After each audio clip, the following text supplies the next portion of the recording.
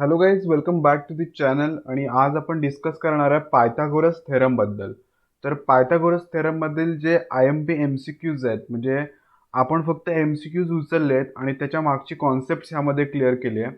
आणि first of all मला तुम्हाला एक सांगायचं आहे की ह्या व्हिडिओमध्ये मी तुम्हाला 1, 2 आणि 3 अशा गोष्टी सांगणार आहे ज्यातून तुम्ही 100% 90 to 95% स्कोअर करू शकता in mathematics. Okay, so he video शेवटपर्यंत बघा. मी तुम्हाला 1, 2, 3 अशी व्हिडिओच्या मध्ये आणि शेवटपर्यंत संपेपर्यंत सगळे क्लॅरिटी देईन.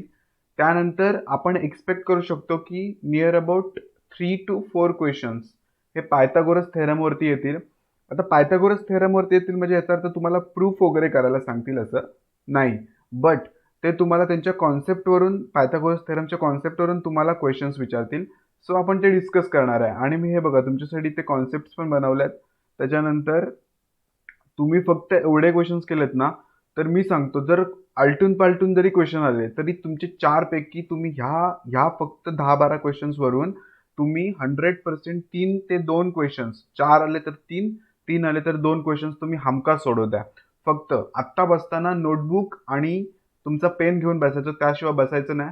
आणि मी जे जे तुम्हाला MCQs मध्ये ज्या ज्या कॉन्सेप्ट सांगेन त्या तुम्ही MCQच्या बाजूला लिहायच्या. आणि अशा प्रकारे तुम्हाला कोणी तरी अजूनपर्यंत तरी इथे तर सांगितलेलं नाही आहे यूट्यूबवरती, बिकॉज मी खूप साऱ्या CETच्या व्हिडिओज बघितला की त्यामध्ये असं एक्सप्लेनेशन कोणच करत नाही. Okay, so we are going to start now. पहिल्यांदा काय इथे त्यांनी सांगितलं की सिलेक्ट करा एखादा ऑप्शन, ते जाऊन दे. So first question, out of the following which is the Pythagorean triplet. आता पायथागोरियन ट्रिपलेटचा आपल्याला काय आहे, कॉन्सेप्ट काय आहे की ट्रिपलेट म्हणजे थ्री तुम्हाला दिलेले असतील, 1, 2, 3.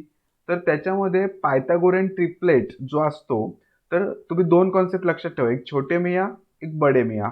ओके, आता छोटे मिया 2 असतात ट्रिपलेटमध्ये आणि बडे मिया 1 असतो. तर ते 2 छोटे मिया घ्यायचे, त्यांचा स्क्वेअर करायचा आणि त्यांची ॲडिशन करायची. आणि एक बडे मिया घ्यायचा, त्यांचा स्क्वेअर करून इथे ठेवायचा. ओके, आता मी काय केलंय, पहिल्यांदा घेतले 2 छोटे मिया घेतले, 1 स्क्वेअर 5 स्क्वेअर इथे लिहिला आणि इथे 100 आला. सो ह्याची इज इक्वल टू नाही होतं ना ह्याची ॲडिशन केली तर, बट 3, 4, 5 घेतला. छोटे मिया कोण आहेत, 3 आणि 4 आहेत. 3चा स्क्वेअर केला, 4चा स्क्वेअर केला आणि 5चा स्क्वेअर केला, राईट.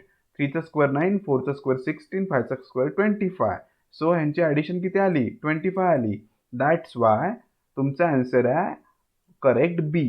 तर ही कॉन्सेप्ट आहे ट्रिपलेटची. ही कॉन्सेप्ट जशा तशी तुमच्या वहीत लिहून ठेवायची आणि ही अप्लाय करायची. कुठचाही क्वेश्चन येऊ दे, कॉन्सेप्ट सेम, क्वेश्चन कुठचाही, व्हॅल्यूज काही बदलू देत, राईट. एक एक अप्लाय करायचं आणि मनातल्या मनात करून बघायचं की बाबा हा 25 आणि हे जवळपास येतात का, हे येऊ शकत नाही, हे येऊ शकत नाही, हे येऊ शकत नाही, मग हेच येऊ शकतं. आणि कॉन्सेप्ट अप्लाय करायची. ओके, समज रहे हो. तर आत्ता तुम्हाला मी थर्ड थिंग सांगतो की थर्ड थिंग काय आहे की तुम्ही सिरियस व्हा प्लीज. फक्त MCQs करून, ते पाठ करून तुमचे आन्सर्स थोडी सॉल्व्ह होणार आहेत यार. फक्त आता मला सांगा, पायथागोरियन ट्रिपलेट ओळखायचा आहे, हे 3, 4, 5 याचा हा आन्सर आहे, त्याच्याऐवजी दुसऱ्या आन्सरची जर व्हॅल्यू असेल तर तुम्ही कसं फाइंड करणार ते. सो दॅट्स वाय सिरियस व्हा आणि कॉन्सेप्ट बिल्ड करा, कॉन्सेप्ट बिल्ड करा. ओके, आता कॉन्सेप्ट बिल्ड करून झाली ना की सेकंड थिंग तुम्हाला करायची आहे, त्याशिवाय कॉन्सेप्टचा काही फायदा नाही आहे. ती सेकंड थिंग तुम्हाला सांगतो. ओके, त्याच्या आधी आपण एक क्वेश्चन बघूया की question number 2, in a right angle triangle if sum of the squares of the sides making right angle is 169, then what is the length of the hypotenuse. Okay, so ह्याचा right pronunciation आहे ना, hypotenuse आहे. Okay, so option number 1, 15, 13, 5 and 12. Okay, right angle triangle मी इथे काढला. त्याच्यानंतर त्याचा एचा स्क्वेअर आणि बीचा स्क्वेअर इज इक्वल टू 169 असं ते म्हटलेत. आणि हो, तुम्हाला एक आधी सांगतो की तुम्हाला जेव्हा क्वेश्चन पेपर भेटेल आणि तुम्ही क्वेश्चन वाचत असाल ना, just take your pencil with you and mark the underline to the keywords. Okay, कीवर्ड्सवर अंडरलाईन मारायची, त्याशिवाय क्वेश्चन सॉल्व्ह करायला घ्यायचा नाही. कान उघडे करू नका, ऐका, कीवर्डवर अंडरलाईन हवी. ओके, हायपोटेन्यूजकडे आलो आपण. किती आलं, एच काढायचं आपल्याला. So H square is equal to 169. आता मला सांगा, जर 169 असेल तर 169चा स्क्वेअर रूट काढला आपण तर किती येणार आहे, 13 येणार आहे. तर तुमचा आन्सर काय यायचा, 13 आहे. कॉन्सेप्ट काय लागली, पायथागोरसचा थेरम लागला. ओके, ही कॉन्सेप्ट आहे, ही कॉन्सेप्ट इथे चिपकवून ठेवायची. A square plus B square is equal to H square. हायपोटेन्यूजचा square is equal to A square plus B square. Okay. त्याच्यानंतर out of the dates given below which date constitute a Pythagorean triplet. Concept repeated आहे. Answer comment below करायचं आहे मला. If you are serious candidate, मला तुमचा answer कमेंटमध्ये भेटेल. तुम्ही जर खरंच कॉन्सेप्च्युअल शिकायला इच्छित असाल ना तर कमेंट कराल. Okay. So please comment me the answer of this question. After that, if ABC are sides of a triangle and a square plus b square is equal to c square, name the type of triangle. अरे ये तो Pythagoras का theorem है, और Pythagoras का theorem किस पर apply होता है? Right angle triangle पर. समझ रहे हो? सो इसका आंसर क्या होगा? C, right angle triangle. तर ही कॉन्सेप्ट आहे यार. ह्या कॉन्सेप्ट तुमच्या एकदा चिपकल्या ना डोक्यात की तुमचे एमसीक्यू झपाझप सॉल्व्ह होतील. आणि मी सांगतो ही व्हिडिओ तुम्ही पूर्ण बघितलीत ना आणि मी कॉन्सेप्ट दिलात, फक्त तुम्हाला कॉन्सेप्ट भेटल्याच्या नंतर, आता सेकंड स्टेप इथली वाली, तुम्हाला कॉन्सेप्ट भेटली. कॉन्सेप्ट फक्त करून फायदा नाही. कॉन्सेप्ट केल्याच्या नंतर तुम्हाला काय करायचं आहे? एमसीक्यूची प्रॅक्टिस करायची. खूप साऱ्या एमसीक्यूची प्रॅक्टिस करायची आहे. खूप साऱ्या म्हणजे खूप साऱ्या करू नका. पायथागोरस वरती जवळपास 100-200 केलेत, खूप झाले. त्यातनंच क्वेश्चन येणार आहे. ओके. आणि मी तुम्हाला सांगतो कॉन्सेप्ट एकदा झाली ना की तुम्ही काही सॉल्व्ह करू शकता यार. मग कॉन्सेप्ट झाली, एमसीक्यू झाला, आणि हे दोन्ही झाल्याच्या नंतर मला एक तुम्हाला सांगायचं आहे की पहिलं जी आहे ट्रिक, त्या ट्रिक शिवाय तुम्ही 100% स्कोर करू शकत नाही. ओके. सो पहिली ट्रिक आपण नंतर सांगणार आहे. सो त्याच्यानंतर आपण जातोय 5व्या प्रश्नाकडे. Find the perimeter of the square if its diagonal is 10√2. Okay. Centimetre. Perimeter म्हणजे काय? ह्या चारी बाजूंची बेरीज. आता पायथागोरसचा भाऊ म्हणजे पायथागोरस काय म्हणतोय आपल्याला की ह्या दोघांचा स्क्वेअर केला इज इक्वल टू ह्याचा स्क्वेअर ह्या ट्रायंगलसाठी. तर हे सगळं कॅल्क्युलेशन केलं मी. कॅल्क्युलेशन केल्याच्या नंतर मला एक्स किती आला? 10 सेंटीमीटर आला. त्यांनी इथे 10 सेंटीमीटर दिलेला आहे, बट आन्सर इज 10 सेंटीमीटर नाही, कारण पेरिमीटर आपल्याला फाइंड करायचं आहे. सो अंडरलाईन करायची कीवर्डला हमेशा आणि त्याच्यावरती चेक करायचं आन्सर येते का. पेरिमीटर थोडी एक्स आहे, 10 आहे. हे फक्त एकाचं झालं, 4 जणांचं किती येणार आहे? 40 येणार आहे. So your right answer is 40. आता कोणीतरी 10 वरती मार्क करून गेला असता. राईट. तर ही कॉन्सेप्ट आहे. क्वेश्चन नंबर 5चा डी आन्सर आहे.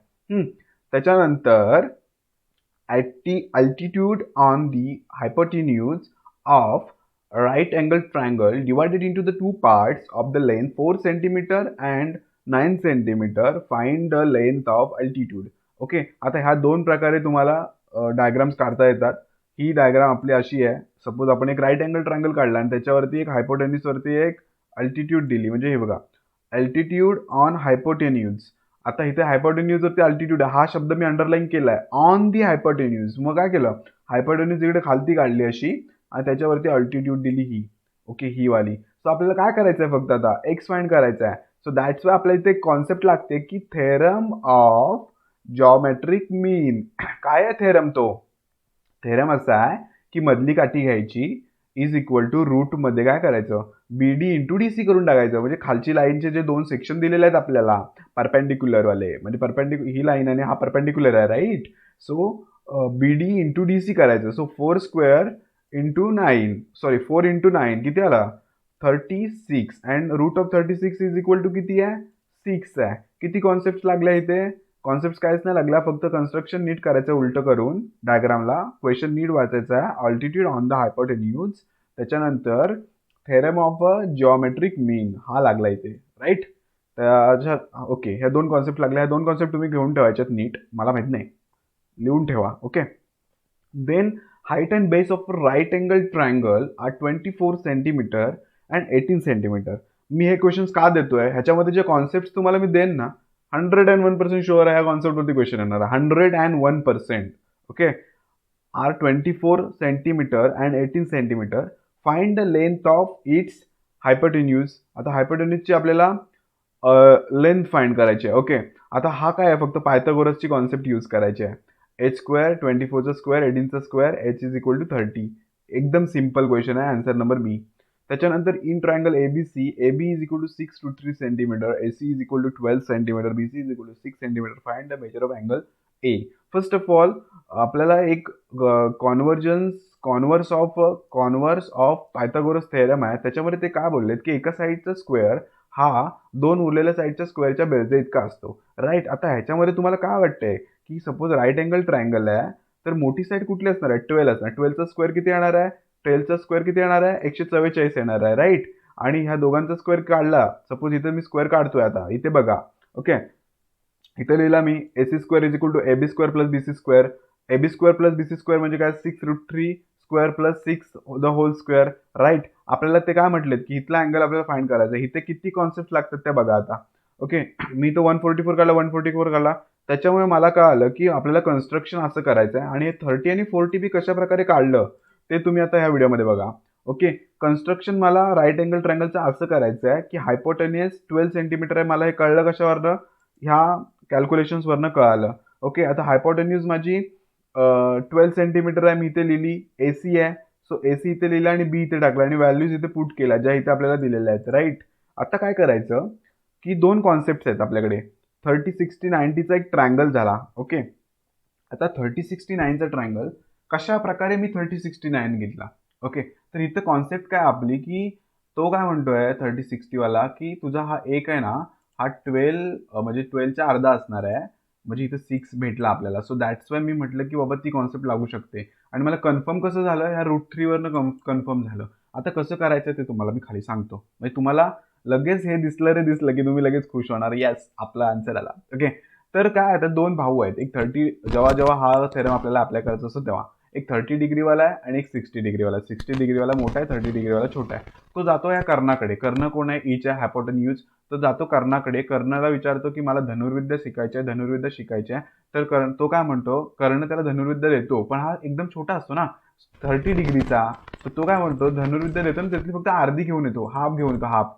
आता हाफ कसं लिहितात? 1/2 इज इक्वल टू 0.5 म्हणजे हाफच घेऊन येतो. हायपोटेनस म्हणजे कर्णाच्या हाफ त्याच्याकडे नॉलेज येतं आणि मोठा जातो. 60 डिग्रीवाला जातो. 60 डिग्रीवाला जातो आणि काय म्हणतो की कर्ण मला तुझी विद्या पाहिजे. तर तो म्हणतो कर्ण घे ना. आणि त्याच्याजवळ हा जो रूटचा साईन आहे हा तुमचा ब्रह्मास्त्र. तर 60 येताना काय घेऊन येतो? 3 ब्रह्मास्त्र घेऊन येतो आणि कर्णाकडची अर्धी शिक्षा पण घेऊन येतो, जी 30 वाला पण घेऊन आलेला असतो. 30 वाल्याची शिक्षा प्लस √3 म्हणजे 3 ब्रह्मास्त्र. ओके, आता मला सांगा की 30 डिग्रीचा अँगल कुठचा असणार आहे की ज्याची हायपोटेन्यूज हाफ असेल, त्याच्या समोरचा अँगल 30 डिग्री. आता मला सांगा इथे 12 आहे, 12 सेंटीमीटर, त्याची हाफ कुठची आहे? 6 सेंटीमीटर. मग त्याच्या पुढे कुठला आला? 30 सेंटीमीटर आला, 30 डिग्री आला. आता मला सांगा की मला जर दुसरावाला 60 डिग्रीवाला जर फाइंड करायचा असता, C फाइंड करायचा असता, तर मी कसा केला असता की ज्याच्या समोर 3 ब्रह्मास्त्र आहेत, ब्रह्मास्त्र म्हणजे √3 आहे, तो तुमचा झाला काय झाला? 60 डिग्री अँगल, राईट. इथं मी लिहिलंय 60च्या समोरची साईड आणि 6च्या समोरची साईड म्हणजे ह्याच्या समोरची साईड. ओके, ही कॉन्सेप्ट आहे. ही कॉन्सेप्ट तुम्हाला इथे लक्षात ठेवायची आहे. ह्याच्यावरनं तुमचा हा क्वेश्चन सॉल्व्ह होईल. तुमचं क्वेश्चनचा आन्सर आहे A, 30 degree. After that, in element L5, M13 and 12, state whether the triangle element is a right angle triangle or not. आता मला सांगा येस आहे, नो आहे, इट्स एक्यूट अँगल आहे, ऑप्टिस अँगल आहे. तर कॉन्सेप्ट काय म्हणते आपली की 13चा जर स्क्वेअर केला तर तो 169 येतो आणि 5चा स्क्वेअर केला तर 25 आणि याचा 144. तर दोघांची बेरीज येते 169. तर इथं कॉन्सेप्ट लावलेली ना कॉन्व्हर्स थेरमची की दोघांचं, किंवा पायथागोरस पण लावा यार, की दोघांची बेरीज आणि कर्णाचा वर्ग एकत्र आला पाहिजे. So by converse of the Pythagoras theorem triangle element is right angle triangle. Okay, so this is your answer. Yes. After that आपण पुढे जाऊया. For finding the AB. हां, आता तुम्हाला एक सांगायचं मला, जे काय म्हणतात त्याला, जे इथपर्यंत आलेत ना त्यांच्यासाठी एक बोनस ट्रिक आहे. हे जे क्वेश्चन्स आहेत ना इथे, तुम्हाला काय वाटतंय एक नंबरला मी सांगतोय फक्त काय MCQ म्हणजे काय 4 ऑप्शन देऊन काय तुम्हाला फक्त असे साधे साधे MCQ येणार नाही आहेत.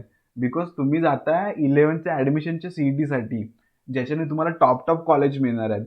सो त्यांनी ते असं पण करू शकतात की तुम्हाला डायरेक्ट आहे ना हे असं वाला काहीतरी देऊ शकतात की प्रोसिजर देऊ शकतात आणि तुम्हाला डायरेक्ट त्याचा आन्सर काढायला देतील की AB आणि AC शोधा. ओके, आणि ह्याचे तुम्हाला 2 ऑप्शन देतील, 2, 10, 5 and 25.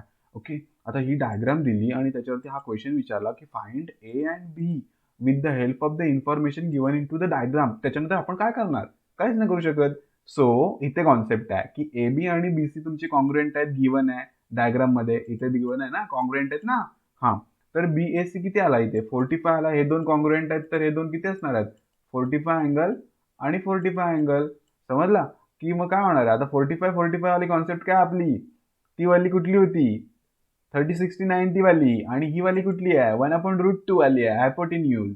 Okay, 1/√2 into हायपोटी 40 news. Okay, तर आता काय करणार मी 1/√2 इंटू AC करणार, 1/√2 इंटू 8 करणार. ह्याला काय करणार, आपला कॉन्सेप्ट काय आहे 4 इंटू 2. 2 ला बाहेर काढला, इथे √2 लिहिला. √2 गेट कॅन्सल, उरला किती 2. Right answer is 2. ओके, आता मी तुम्हाला सांगितलं की फक्त MCQ वरती ध्यान देऊ नका यार, कॉन्सेप्ट वरती ध्यान द्या. कॉन्सेप्ट झाल्याच्या नंतर MCQ सॉल्व्ह करा, आणि फक्त MCQ सॉल्व्ह करू नका की छोटे छोटे क्वेश्चन्स. कॉन्सेप्टच्या बेसिसवरती मोठे क्वेश्चन्स पण सॉल्व्ह करा. आय कॅन गॅरंटी यू की पायथागोरस थेरमचे तुम्हाला कुठेच मार्क्स जाणार नाहीत. Okay, so in the final I want to ask you something, की तुम्हाला ह्या प्रकारच्या सिरीज हव्या आहेत का सगळ्या सिलेबसवरती? Just comment me. आणि तुम्ही इथपर्यंत असेल तर मला प्लीज कमेंट करा, कारण तुमची कमेंट माझ्यासाठी खूप काही म्हणतात ना इन्स्पिरेशन टाईप आहे, की मी इतक्या साऱ्या व्हिडिओज बनवू शकतो. बिकॉज मी पण एक स्टडी करतोय, मला स्टडी करून व्हिडिओज पण करायचे असतात. That's why. So Pythagoras theorem तुम्हाला कसा वाटला? तुम्हाला ह्या कॉन्सेप्ट जर आल्या ना, तर मी तुम्हाला गॅरंटी देतो मित्रांनो की तुम्ही पायथागोरस थेरमचे 3-4 क्वेश्चन्स आरामात सॉल्व्ह करू शकता. Thank you very much. आणि इन द फायनल मला अजून एक तुम्हाला सांगायचं आहे, की तुम्हाला जो टेबल आहे ना, टेबल कुठचा टेबल, तुमचा जो टेबल आहे रेशोचा, √2 √3 साइन 30 साइन 40 45 60 90, तर तो टेबल तुम्हाला मी ट्रिकनं सांगू का कसा लक्षात ठेवायचा? प्लीज कमेंट करा मला. Okay, thank you.